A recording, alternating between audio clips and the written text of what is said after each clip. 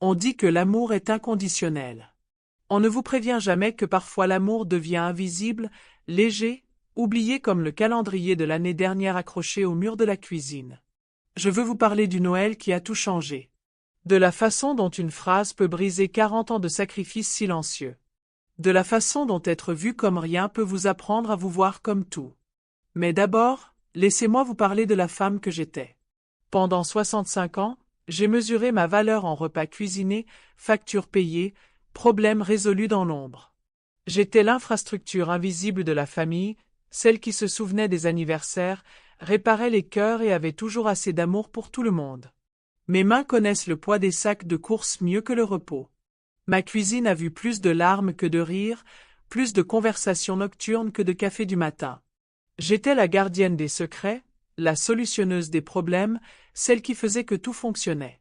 Lorsque ma fille Sophie traversait son divorce, je ne me suis pas contentée de dire des mots. J'ai ouvert mon compte épargne.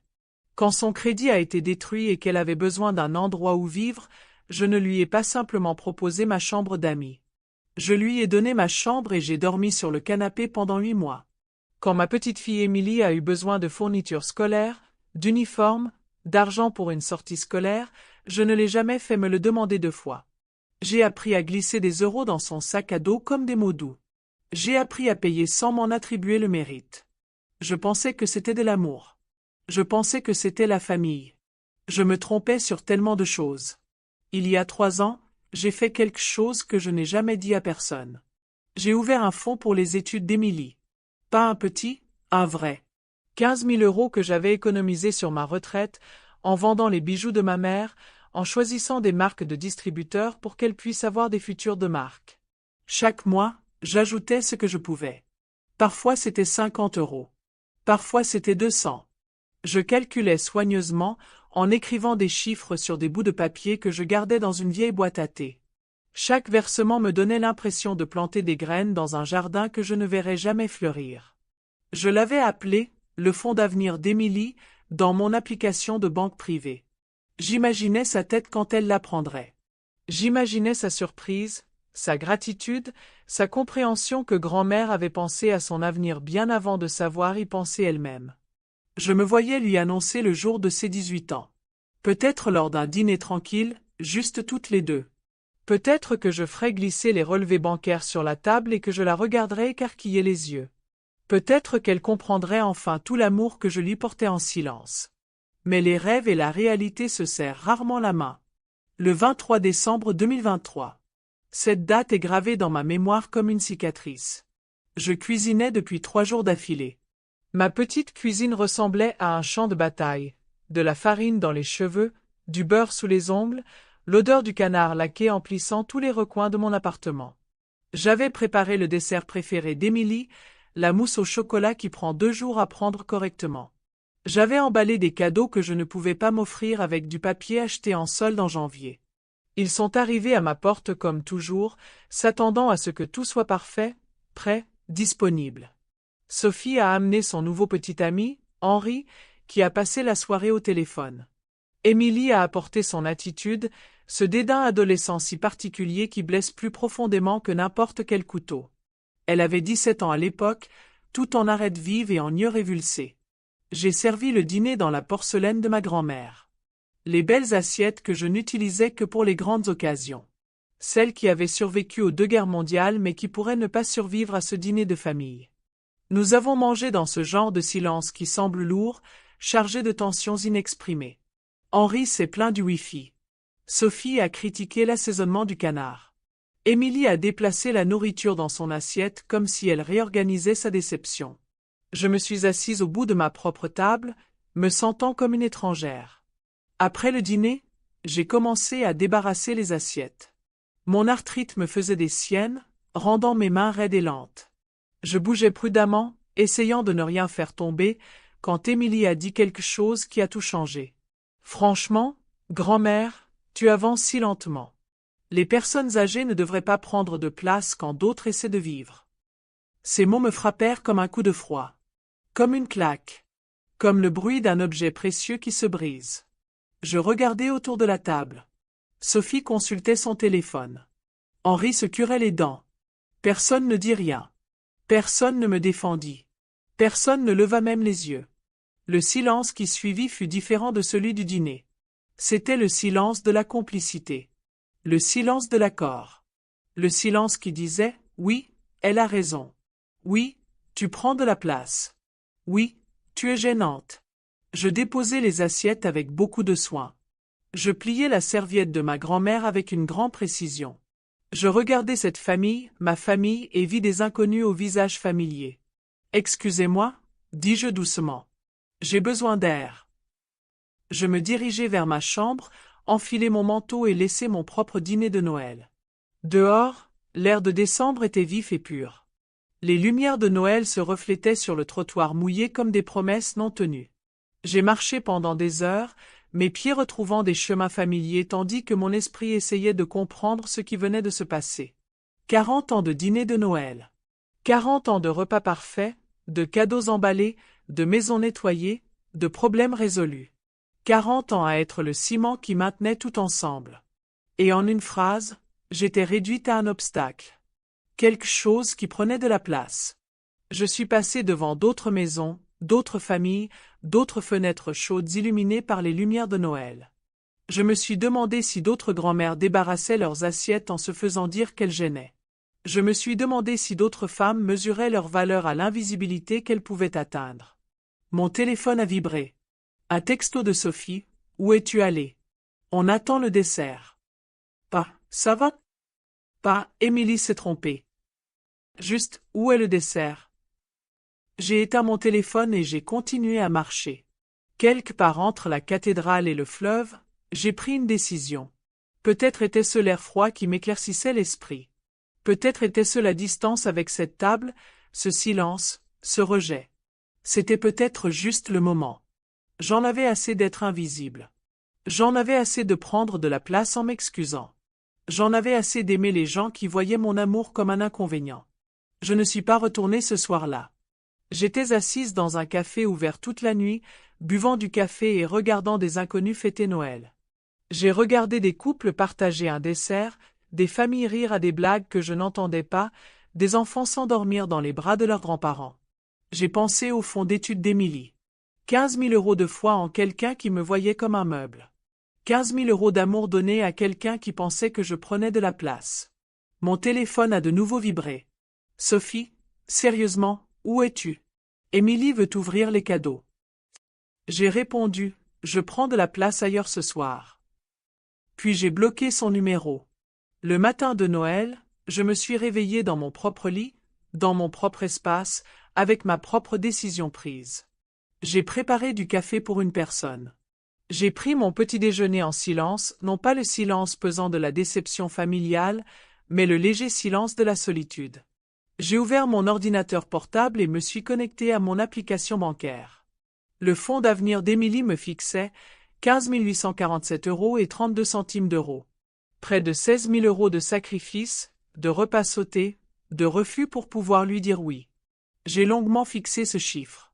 Puis j'ai pris mon téléphone et appelé la banque. Je voudrais clôturer un compte, ai-je dit. Le lendemain de Noël, je suis devenue une femme investie d'une mission. J'ai chargé ma voiture de sacs de courses, pas ceux remplis de provisions pour les autres, mais ceux remplis de cadeaux que je devais rendre. Le sac à main de créateur d'Émilie, rendu. Le parfum cher de Sophie, rendu. La collection de vins d'Henri, rendue. 40 ans de cadeaux de Noël ouverts, utilisés et oubliés, impossible de les rendre. Mais les témoignages d'amour non appréciés de cette année? Ils allaient être rendus. Les vendeurs m'ont regardé d'un air étrange. Une grand-mère qui rend des cadeaux de Noël le lendemain des fêtes. Mais je me fichais de ce qu'ils pensaient. J'en avais assez de me soucier de ce que les autres pensaient. Chaque retour me donnait l'impression de récupérer quelque chose. Chaque remboursement me donnait l'impression de retrouver un morceau de moi-même. Le comptoir des parfums aux Galeries Lafayette, 95 € retournés. La boutique où j'avais acheté le sac à main d'Émilie, 230 € retournés. Le caviste où j'avais dépensé trop d'argent en bouteilles pour un homme qui préférait regarder son téléphone plutôt que de reconnaître ma cuisine, 180 € retournés. À la fin de la journée, j'avais presque 1200 € entre les mains. De l'argent qui était destiné à ceux qui me voyaient comme un meuble. De l'argent qui était désormais à moi pour le dépenser pour quelqu'un qui comptait. Moi. Ce soir-là, je me suis assise à ma table de cuisine et j'ai écrit une lettre que je n'avais jamais eu l'intention d'envoyer. Mais parfois, il faut écrire les mots pour comprendre ce que l'on ressent. Chère Émilie, je veux que tu saches pour le fond d'études. Non pas parce que je veux de la gratitude, mais parce que je veux que tu comprennes à quoi ressemble l'amour quand il est invisible. Pendant 3 ans, j'ai mis de l'argent de côté pour ton avenir. Pas seulement de la petite monnaie ou des restes d'argent de course, mais de l'argent réel. De l'argent que j'ai économisé en achetant des marques génériques, en sautant des repas, en disant non à des choses que je voulais pour pouvoir dire oui à ton éducation. J'ai imaginé ton visage quand tu l'apprendrais. J'ai imaginé ta surprise, ta joie, ta compréhension que grand-mère avait pensé à ton avenir avant que tu saches y penser toi-même. Mais la veille de Noël m'a appris quelque chose d'important. Tu ne me vois pas comme quelqu'un qui t'aime. Tu me vois comme quelqu'un qui prend de la place. Et peut-être que c'est bien. Peut-être que c'est même honnête. Mais je ne financerai pas l'avenir de quelqu'un qui pense que je ne mérite pas un cadeau. Je n'investirai pas dans quelqu'un qui me voit comme un investissement qui a perdu sa valeur. L'argent, 15 847 € et 32 centimes d'euros, va ailleurs maintenant. Quelque part où il sera apprécié. Quelque part où il changera une vie qui voit la valeur dans le donateur, pas seulement dans le cadeau. J'espère que tu comprendras un jour. J'espère que tu apprendras à voir les gens qui t'aiment avant qu'ils ne deviennent invisibles. J'espère que tu apprendras que prendre de la place n'est pas un crime, c'est un droit. Avec amour, grand-mère. J'ai plié la lettre soigneusement et l'ai mise dans ma boîte à recettes, à côté de la recette de mousse au chocolat qu'elle ne m'avait jamais demandé de lui apprendre. 2 semaines plus tard, je suis entré dans les bureaux du collège communautaire local. J'avais pris rendez-vous avec la directrice de l'aide financière, une femme gentille nommée Marie qui a écouté mon histoire sans jugement. Je veux créer une bourse, lui ai-je dit. Pour les jeunes femmes qui sont les premières de leur famille à aller à l'université. Des femmes qui comprennent que l'éducation est un privilège, pas un droit. Les yeux de Marie s'illuminèrent. C'est merveilleux. Comment l'appelleriez-vous? J'ai pensé à mon défunt mari, Henri, qui avait toujours cru en l'éducation. Qui avait fait des doubles journées pour que je puisse suivre des cours du soir. Qui n'avait jamais vu sa petite fille obtenir son diplôme d'études secondaires. La bourse Henri Dubois pour les jeunes femmes qui voient la valeur des opportunités. Nous l'avons structurée avec soin. Le montant total, 15 847 € et 32 centimes d'euros, serait attribué à une étudiante chaque année. Non seulement en fonction des notes, mais aussi de la personnalité. De la reconnaissance. De la compréhension que le sacrifice de quelqu'un d'autre rendait ses rêves possibles. La première lauréate a été annoncée en mars. Elle s'appelait Claire, avait 19 ans et cumulait 2 emplois pour financer ses études d'infirmière. Lorsqu'elle a appris l'existence de la bourse, elle a pleuré. Pas seulement à cause de l'argent, mais parce que quelqu'un croyait en elle. Elle m'a envoyé un mot de remerciement manuscrit. 4 pages de gratitude, de compréhension, de reconnaissance que ce cadeau venait du cœur de quelqu'un, pas seulement de son portefeuille. En lisant cette lettre, j'ai ressenti quelque chose que je n'avais pas ressenti depuis des années, être vu. Pendant ce temps, mon téléphone est resté silencieux. Pas d'appel de Sophie. Pas de SMS d'Émilie. Pas d'excuses, pas d'explications, pas de tentative pour comprendre ce qui s'était passé la veille de Noël. Leur silence m'a appris plus que leurs mots ne l'avaient jamais fait. Il m'a appris que mon absence n'était remarquée que lorsqu'elle affectait leur confort. Il m'a appris que mon amour avait été pris pour acquis si longtemps que son retrait leur semblait une trahison, et non l'inverse. Il m'a appris que parfois, les personnes que nous aimons le plus sont celles qui nous voient le moins clairement. Mais il m'a aussi appris autre chose, que je pouvais survivre sans leur approbation.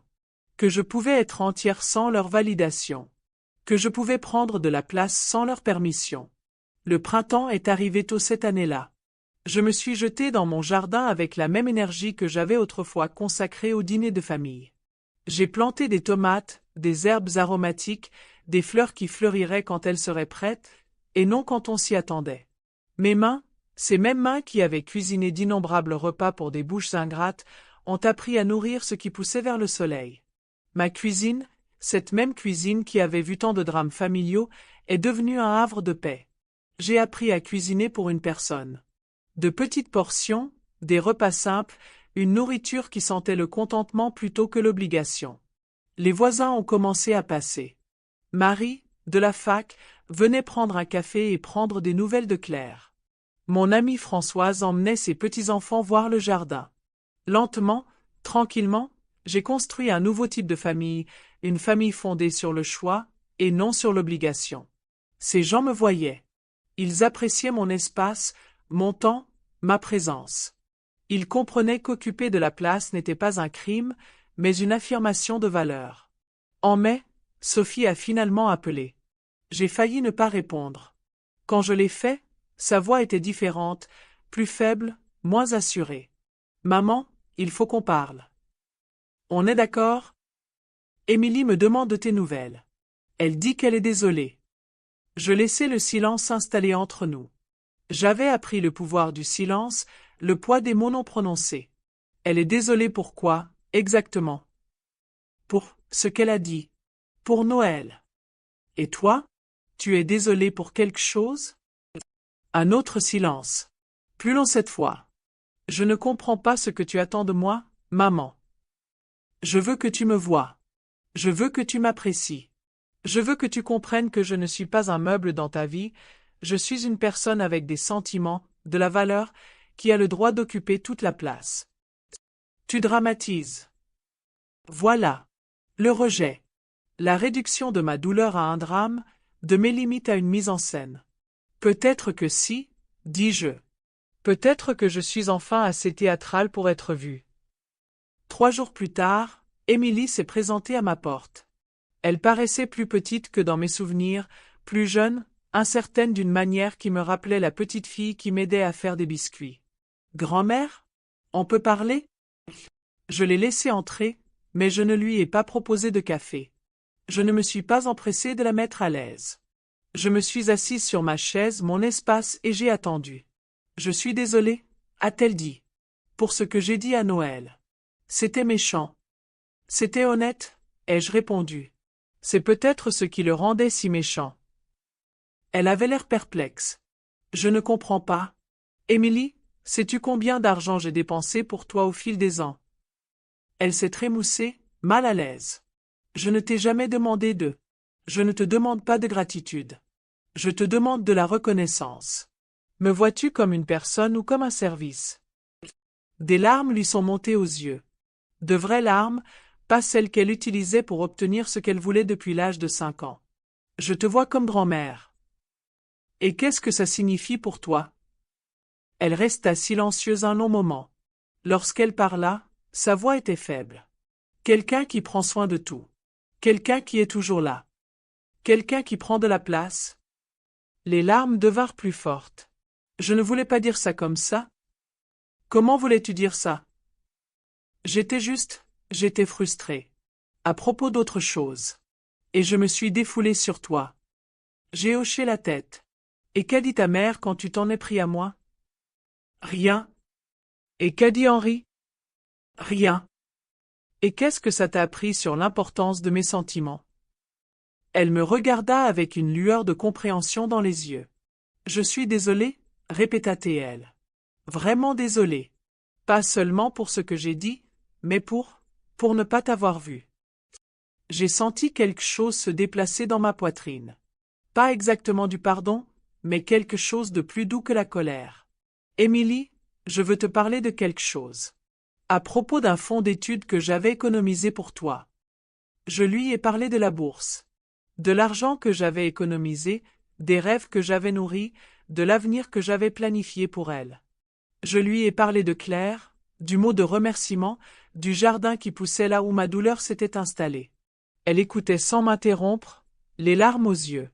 Je l'ai offert à quelqu'un qui voit la valeur du cadeau, ai-je dit. Quelqu'un qui comprend que l'argent représente un sacrifice, pas seulement des chiffres. Je comprends maintenant, a-t-elle murmuré. Et toi? Où comprends-tu que les actes ont des conséquences? Elle y a réfléchi. Les deux, je pense. Bien. C'est un début. Nous sommes restés assis en silence un moment. Un silence différent cette fois. Pas le silence pesant de la déception familiale, mais le silence plus léger d'une compréhension naissante. « Peux-tu me pardonner » a-t-elle demandé. « Je l'ai déjà fait » ai-je dit. Mais pardonner ne signifie pas oublier. Cela ne signifie pas revenir à la normale. Qu'est-ce que ça veut dire? Ça veut dire qu'on recommence. Avec honnêteté cette fois. Avec des limites. Dans le respect de l'espace de chacun. Le pardon ne signifiait pas une réconciliation instantanée. Il s'agissait de reconstruire soigneusement, brique par brique, mot par mot. Émilie a commencé à me rendre visite régulièrement, mais différemment. Elle demandait des nouvelles avant de venir. Elle apportait son café. Elle aidait à faire la vaisselle sans qu'on lui demande. Plus important encore, elle a commencé à me voir comme une personne dont les intérêts dépassaient ses besoins. Elle s'enquérait de mon jardin, de mes livres, de mes pensées sur des choses qui ne la concernaient pas. Sophie a mis plus de temps à se réconcilier. Quand elle a finalement cédé, c'était sur la défensive, sous le masque des excuses. « Je ne sais pas pourquoi tu en fais tout un plat » a-t-elle dit. Les familles disent des choses. On passe à autre chose. Certaines familles le font, ai-je dit. Mais celle-ci apprend à s'améliorer. Tu es différente, a-t-elle dit. Plus dure. Je suis plus claire, ai-je corrigé. Je suis plus honnête sur ce dont j'ai besoin et ce que je n'accepte pas. C'est inconfortable? Bien. Le confort est surfait. Le respect ne l'est pas. En octobre, une lettre est arrivée qui a tout changé. Elle venait de Claire, la boursière. Chère Madame Dubois, je voulais vous tenir au courant de mes progrès. Je suis à mi-chemin de mon cursus d'infirmière et je suis première de ma promotion. Mais plus que ça, je voulais vous dire à quel point votre bourse a changé ma vie. Ce n'est pas seulement l'argent, même si cela a changé ma vie. C'est le fait de savoir que quelqu'un a cru en moi. Que quelqu'un a vu mon potentiel et a investi dans mon avenir. C'est la compréhension que je mérite cet investissement, cet espoir, cette place dans ce monde. Je pense souvent à vous. Au sacrifice que vous avez fait pour un inconnu. À l'amour que vous avez mis dans ce don. Je vous le promets, ce n'est pas perdu. Il grandit, se multiplie, devient plus grand que nous ne l'avions imaginé. J'obtiendrai mon diplôme au printemps prochain. Je prévois de travailler en pédiatrie, d'aider les enfants qui se sentent invisibles, qui ont besoin d'être vus. Je veux être pour eux ce que tu as été pour moi. Avec une gratitude et un amour infini, Claire PS. Je joins une photo de mon jardin. Je l'ai commencé après vous avoir rencontré, inspiré par votre histoire de faire pousser des choses qui s'étendent vers la lumière du soleil. Merci de m'avoir appris qu'occuper de la place n'est pas un crime, c'est une déclaration de valeur.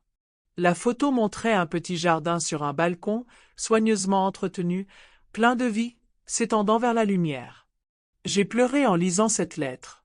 Pas des larmes de tristesse, mais des larmes de reconnaissance, de but accompli, d'amour multiplié plutôt que diminué. La veille de Noël dernier, j'ai de nouveau préparé le dîner. Mais cette fois, c'était différent. La liste des invités était plus restreinte. Émilie, Sophie et Françoise, la voisine d'Alexandra Côté, qui était devenue comme une sœur pour moi. Non, Henri, Sophie l'avait enfin vu tel qu'il était.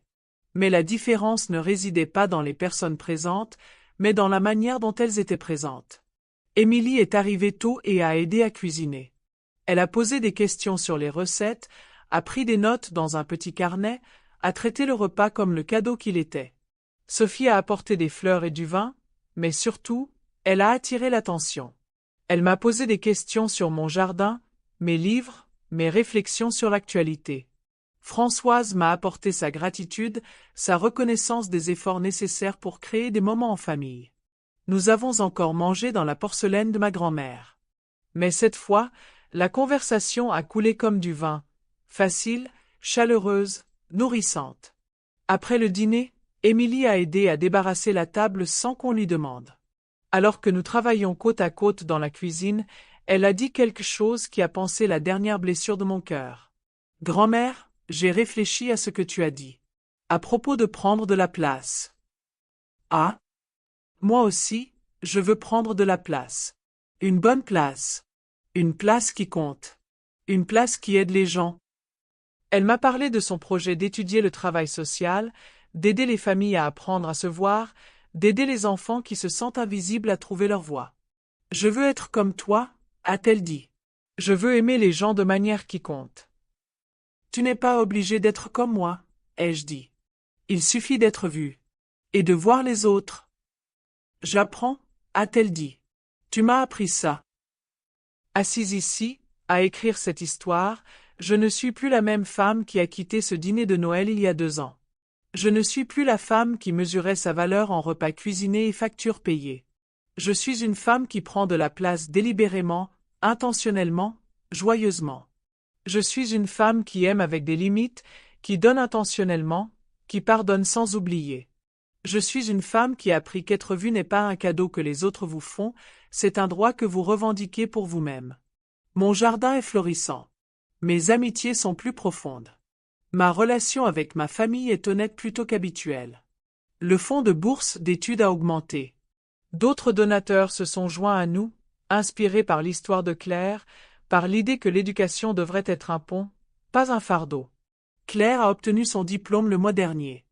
Elle travaille maintenant dans un hôpital pour enfants, aidant les jeunes patients à se sentir vus, valorisés, dignes de leur place dans ce monde.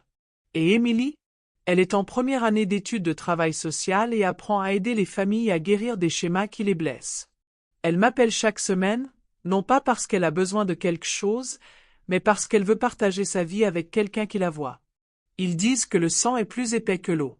Ils ne mentionnent jamais ce qui se passe lorsque le sang apprend à couler dans de nouvelles directions, lorsque la famille devient un choix plutôt qu'une obligation. Ils disent que les personnes âgées devraient s'effacer, faire de la place aux jeunes. Ils ne mentionnent jamais que la sagesse prend de la place, que l'expérience mérite d'être reconnue, que l'amour donné gratuitement a plus de valeur que l'amour exigé. Ils disent que pardonner signifie oublier. Ils ne mentionnent jamais que pardonner peut signifier se souvenir clairement, fixer des limites fermement et choisir l'amour sans choisir le sacrifice. J'ai appris que prendre de la place n'est pas égoïste, c'est honnête. C'est la reconnaissance que vous comptez, que votre présence est un cadeau, que votre amour est suffisamment précieux pour être traité avec respect. J'ai appris que l'invisibilité n'est pas de l'humilité, c'est une forme d'effacement de soi qui ne sert à personne. J'ai appris que parfois les personnes que nous aimons le plus ont besoin de nous perdre avant de pouvoir apprendre à nous voir. Mais plus important encore, j'ai appris que l'amour sans limite n'est pas du tout de l'amour, c'est juste une destruction bien intentionnée. Ce matin, je suis de nouveau dans mon jardin. Mes mains sont dans la terre, à m'occuper des choses qui poussent vers la lumière. Les tomates sont lourdes sur la vigne, les herbes sont parfumées au soleil du matin, les fleurs s'épanouissent dans des couleurs qui font chanter mon cœur. Émilie vient dîner ce soir. Elle m'aidera à récolter les légumes, et nous cuisinerons ensemble dans la cuisine qui a vu autrefois tant de douleur mais qui maintenant contient tant de paix. Claire a envoyé une autre lettre la semaine dernière. Elle est fiancée à un jeune homme qui la voit clairement, qui valorise ses rêves, qui fait de la place à ses ambitions. Elle prévoit de créer une fondation pour les enfants placés en famille d'accueil, des enfants qui ont besoin de quelqu'un pour croire en leur avenir. Le fonds de bourse dispose désormais de suffisamment d'argent pour aider 3 étudiants chaque année. 3 jeunes femmes qui comprennent que l'éducation est un privilège, que les opportunités naissent du sacrifice d'autrui, qu'occuper l'espace est une responsabilité, pas un droit. Françoise vient prendre un café cet après-midi. Nous nous installerons dans le jardin et parlerons de livres, de la vie, de la joie particulière des relations fondées sur le choix plutôt que sur l'obligation. Sophie me rend visite moins souvent maintenant, mais quand elle le fait, elle apporte sa présence plutôt que des problèmes. Elle apprend à me voir comme une personne plutôt qu'un service, à valoriser mon espace plutôt que de l'occuper. Et moi? J'apprends à m'aimer aussi intensément que j'ai aimé les autres. J'apprends qu'occuper l'espace n'est pas un crime, c'est une déclaration de valeur. J'apprends qu'être vu n'est pas un cadeau que les autres vous font, c'est un droit que vous revendiquez pour vous-même. On dit que l'amour est inconditionnel. Mais j'ai appris que l'amour sans condition n'est pas de l'amour du tout, c'est juste un sacrifice qui porte les vêtements de l'amour. On dit que la famille est tout. Mais j'ai appris que la famille ne signifie rien si elle n'inclut pas le respect, la reconnaissance et le droit de prendre de la place. On dit que le pardon est divin. Mais j'ai appris que le pardon sans limite n'est qu'une invitation à plus de souffrance. Aujourd'hui, j'ai 67 ans. Je suis une femme qui a appris à aimer avec intention, à donner avec détermination, à pardonner avec sagesse. Je suis une femme qui prend de la place délibérément, joyeusement, sans excuse. Je suis une femme qui a appris qu'être invisible n'est pas une vertu, c'est un choix. Et je choisis d'être vue. Mon jardin fleurit. Mon cœur guérit. Ma famille apprend à me voir. Et je suis enfin, pleinement, complètement moi-même. Non pas la femme qui a tout donné, mais la femme qui a appris à donner avec des limites. Pas la femme qui aimait sans condition, mais la femme qui a appris que l'amour exige du respect. Pas la femme qui prenait de la place en s'excusant, mais la femme qui revendique son espace avec joie. Le fond de bourse grandit. Claire s'épanouit. Émilie apprend. Sophie s'adapte. Et moi? Je m'occupe de mon jardin, j'écris mes histoires et je revendique ma place dans ce monde. Parce que prendre de la place n'est pas un crime. C'est une déclaration de valeur. Et je suis digne de la place que j'occupe. Nous le sommes tous.